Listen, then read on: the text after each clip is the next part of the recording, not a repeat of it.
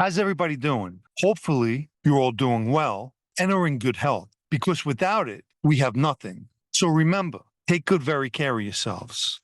Earlier today, I was going over some of the frequent questions that I receive. Viewers often ask if I met this guy or that guy. I guess some people think if you are a member of a family that you met all the members in that life. And this is the furthest from the truth. In most instances, you might not have even met the members in the family that you belong to, let alone the whole mob. There were many members that I've never met, and you'll never hear me claim to know a person that I've never met. I give it to you straight with no bullshit. I'd also like to clear up a misconception. Following the Donnie Brasco fiasco, it's well known that the Bananos lost their commission seat, as well as not being involved in two very large construction money-making schemes. During the 1970s, up until the mid-80s, the mob formed what was known as the Concrete Club.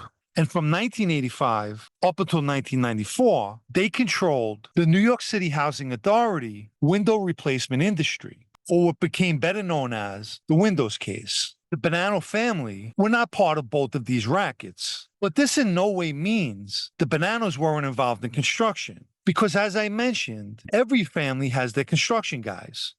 Onward. One of the comments left under my video regarding the latest Lucchese gambling bust states as follows. Come on.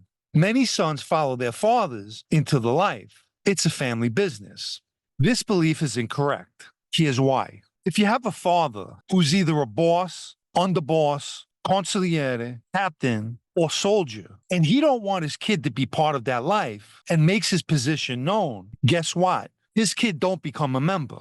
However, there are some instances, like for example, Chin, who didn't want his sons involved in that life. Nonetheless, after he died, both his sons became inducted. The following comment was left under a video about the Mafia cops and is very true.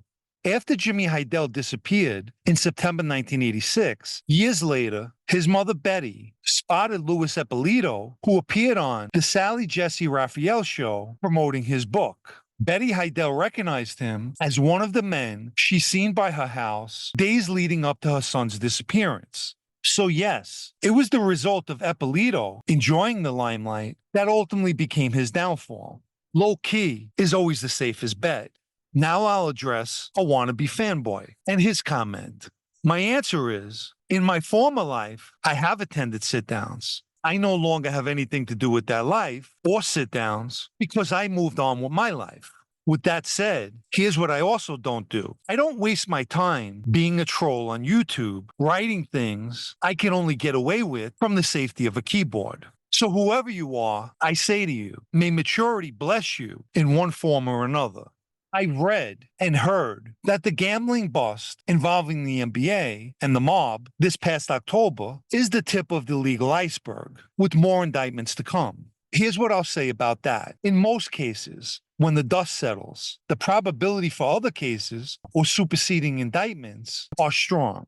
There's a significant Lucchese indictment that's been brewing for a few years now, and I believe we'll see some traction in this coming new year. Back in 2018, the Lucchese C-17 squad made several mentions of working on a major case to take out the Lucchese's new administration, backed up by a second wave for who they perceived to be their possible successors. They had key assets within the Lucchese family, providing them with vital real-time intel. One was very close to the administration, and the other extremely close to Patty Delarosso. It's been about 7 years since, but big cases often are years in the making. Certain leading members have already consulted attorneys in preparation. They know it's only a matter of time. For instance, the investigation into Operation Old Bridge involving the Gambinos was 7 years in the making. The haters and trolls will say I'm hoping they get indicted. Put it this way, anyone who spent time in prison, especially significant time, never wishes prison on others. My former friends who've shown me unjustified betrayal will not answer for that in any legal system. For those of you who are interested in my full unfiltered story, I'm presently working on bringing that to you, and I'll follow up with everything that took place afterwards, which I think most people will find very interesting, especially any members out there who are currently on the fence about cooperating. I've seen, or it's been brought to my attention, many comments regarding my dislike of Big John, my former captain. I'll share this. From the very beginning, when I first met Big John, he has done things to me that are unbecoming of an alleged man of honor, to say the very least. Even with that being the case, I still tried to show him respect as a member of his crew. I've spoken to old timers who, when they heard what was taking place, were extremely upset at what they heard. All of them had offered their help in any way they could, which basically meant speaking to someone for me. And trust me, that would have backfired and made things even more worse for me. So if in my videos I point out Big John's character flaws, it's nothing in comparison to what he's done to me. He literally could have gotten me killed by the false rumor that he spread. And even with that, I always gave him credit and said strategically it was a good move. In life, just as playing chess, you have to give your opponent credit where it's due.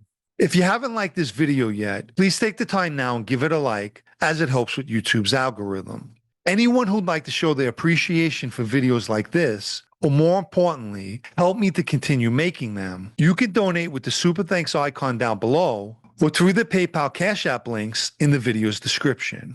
Let me quickly mention my blog, also called Sit Down News, especially for those of you who still enjoy reading. The site can be found at sitdownnews.com and is a paid subscription.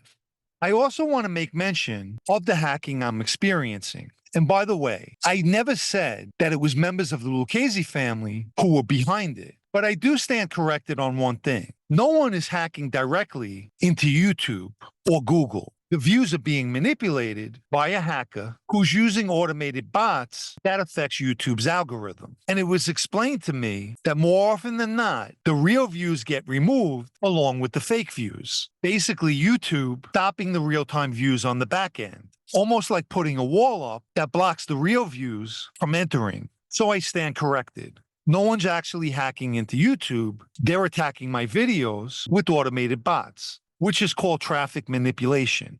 Just look at the subscriber count versus the video views. It doesn't take a rocket scientist or an IT specialist to figure out. Years ago, I made myself a promise when I chose to walk away from my former life. I was going to succeed in a non-criminal way. There are people out there who want to prevent that. And I keep repeating this. When you push negativity, you're only inviting it into your own life and universe. The attacks on me have been taking place for quite some time now, yet I keep moving forward. When it comes to someone who wants to do good and be successful, no hacking in the world can prevent that.